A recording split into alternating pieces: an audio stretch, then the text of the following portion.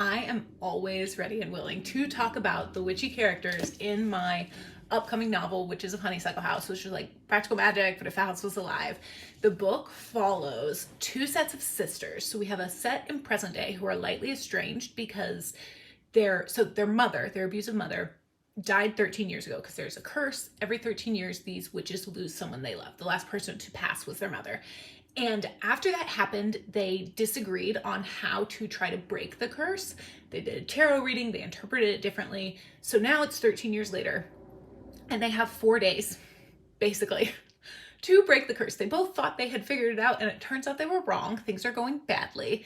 And unless they can work out their differences, there's gonna be a problem. So we have the older sister, Florence, who owns a magical bookstore that is alive downtown. She doesn't really talk to a lot of people because she's afraid that if she cares for anyone, that they will become a target, a victim of the curse.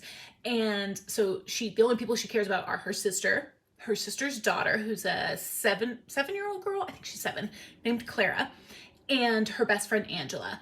Now, her sister has hired a beekeeper to help her with the honey harvest that's happening as a part of a fall festival that happens in this small town. And that man, Owen, Florence is interested in him.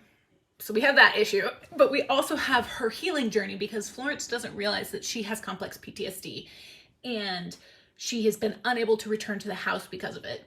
So we have her healing journey there. Then we have Evie, her younger sister, who also faced similar trauma, but she was shielded from a lot of it by Florence, her older sister.